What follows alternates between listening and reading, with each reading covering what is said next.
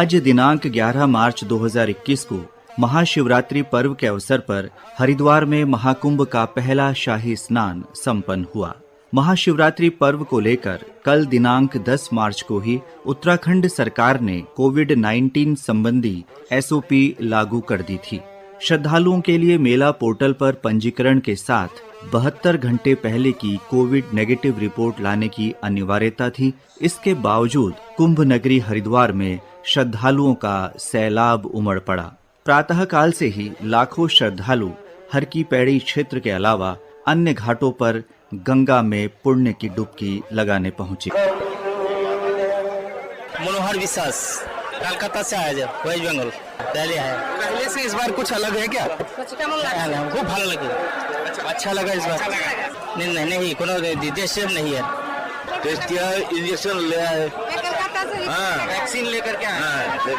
इस अवसर पर आईजी कुंभ श्री संजय गुंजियाल ने हमें बताया कि कुंभ मेला पुलिस ने महाशिवरात्रि स्नान पर्व के लिए व्यापक व्यवस्था की है। देखिए, कुंभ वर्ष में जो प्रथम शाही स्नान है, इसमें कोविड अप्रोप्रिएट बिहेवियर और सोशल डिस्टेंसिंग और मास्क विशेषकर मेले के दौरान, स्नान के दौरान मेंटेन करना बड़ा मुश्किल रहता है, प्रैक्टिकल डिफिकल्टी रहती है, लेकिन यथासंभव उन्होंने कोशिश किया है।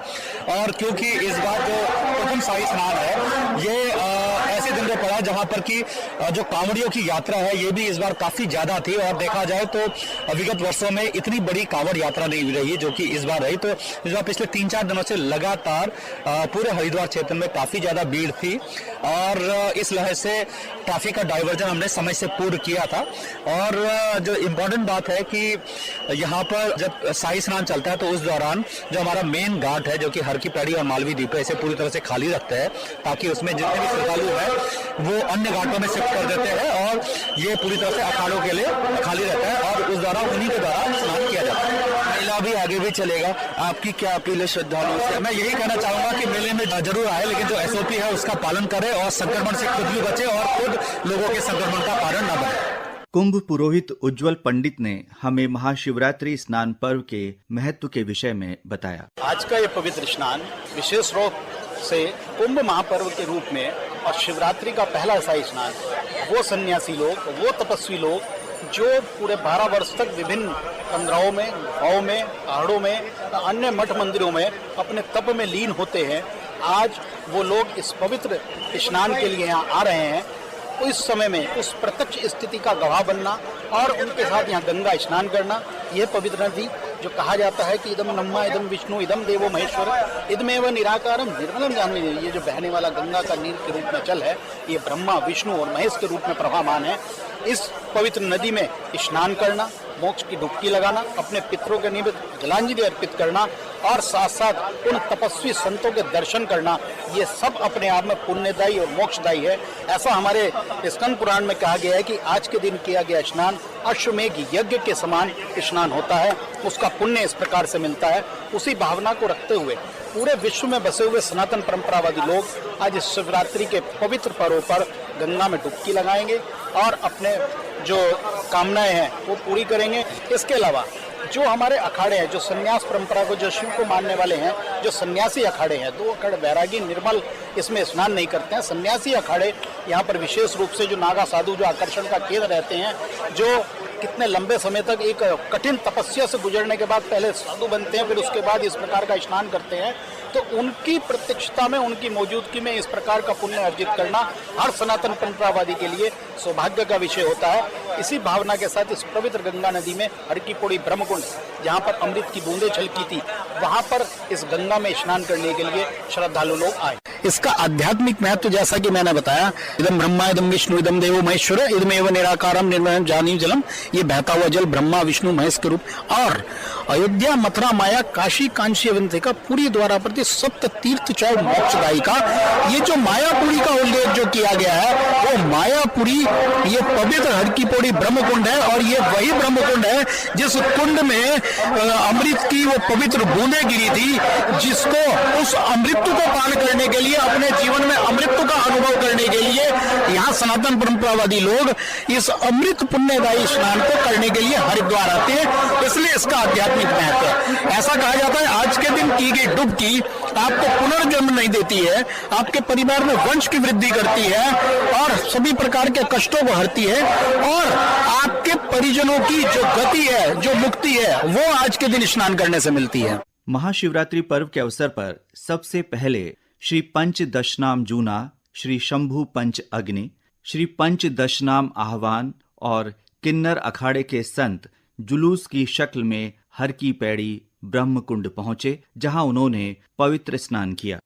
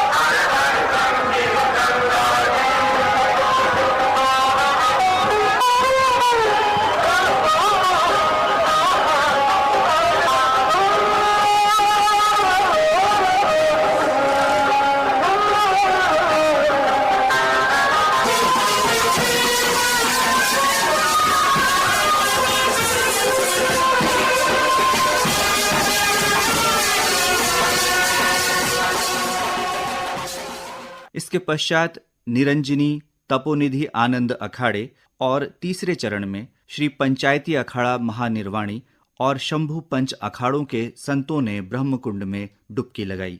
इस अद्भुत और अलौकिक दृश्य को लाखों श्रद्धालुओं ने देखा। उत्तराखंड के मुख्यमंत्री श्री तीरथ सिंह रावत भी इस दौरान हर की पैड़ी पहुंचे। स्थानीय निवासी शशि शर्मा ने हमें बताया, ये कुंभ का ही पहला शाही स्नान था और बहुत अद्भुत दृश्य था। हालांकि सुबह 8 बजे से पहले जनता ने स्नान किया, पब्लिक ने स्नान किया, श्रद्धालु बहुत बड़ी संख्या में हर की पैड़ी पर पहुंचे और 8 बजे तमाम जितने भी घाट थे हर की पैड़ी और मालवीय द्वीप के, वो सारे अखाड़ों के लिए खाली करा लिए गए और गंगा सभा ने वो पूरे घाटों की सफाई करके और घाटों को जो है वो अखाड़ों के लिए सुसज्जित किया। सबसे पहले जूना अखाड़ा जो दत्तात्रेय का उपासक अखाड़ा है वो आया, उसके साथ अग्नि अखाड़ा, आवाहन अखाड़ा और किन्नर अखाड़ा भी आए। जूना अखाड़ा के जो अवधेशानंद जी जो उनके आचार्य पीठाधीश्वर हैं, तो उन्होंने भी अखाड़ों के साथ स्नान किया और उससे पहले अखाड़े के जो देवता होते हैं चंद्र प्रकाश और सूर्य प्रकाश नाम के 2 भाले होते हैं, उनको डुबकी लगाती। उसके बाद अखाड़े के जो देवता होते हैं, इष्ट होते हैं, उनको स्नान कराया गया और उसके बाद तमाम जितने भी नागा साधु थे सबने गंगा में स्नान किया। और पहले जो दृश्य हमें महसूस हो रहा था कि पूरा कहीं गेरुआ फैला हुआ है, तो जब नागा सन्यासियों ने गंगा जी में छलांग लगाई तो ऐसा महसूस हुआ जैसे एक काला सैलाब उतर गया हो। जूना अखाड़े के जाने के बाद फिर निरंजनी अखाड़ा आया और निरंजनी अखाड़े के साथ आनंद अखाड़ा आया। इस बीच में वहाँ जनता के लिए स्नान के लिए सारे घाट बंद रखे गए थे और पूरा पुलिस प्रशासन पूरी तरह से बहुत मुस्तैदी के साथ सुरक्षा व्यवस्था में तैनात था। हालांकि पहले अपेक्षा नहीं थी कि भीड़ आएगी, लेकिन एकदम से उमड़ी भीड़ और महिलाओं को कहीं कोई किसी तरह की अव्यवस्था, किसी तरह की परेशानी नहीं हुई। इस अवसर पर एक नागा साधु से हमने बातचीत की। मैं श्री पंचदशनाम जूना अखाड़े से हूँ। ऐसा है, हमारे मुख्य शाही स्नान जो होता है शिवरात्रि का ही माना जाता है। हरिद्वार का जो स्नान होता है, पहला स्नान हमारा महाशिवरात्रि का ही होता है और महाशिवरात्रि में जो है ये तो आदि जगत गुरु शंकराचार्य भगवान की बनाई हुई परंपराएं हैं। तिथि और नियम समय के अनुकूल ही स्नान होते हैं, तो वो घड़ी वो नक्षत्र वो समय जब पड़ता है तो स्नान शाही होता है। विभूति जो हमारा ये वस्त्र है, दशनाम की चादर है, इसको हम लोग जो है नंगा बाबा है, हम लोग वस्त्र छोड़ के जो है विभूति को वस्त्र अपना के विभूति लगाते हैं। विभूति हमारा एक वस्त्र है। देश के कोने कोने से हरिद्वार पहुंचे श्रद्धालुओं में इस अवसर पर उत्साह देखा गया और वे व्यवस्थाओं से संतुष्ट दिखे।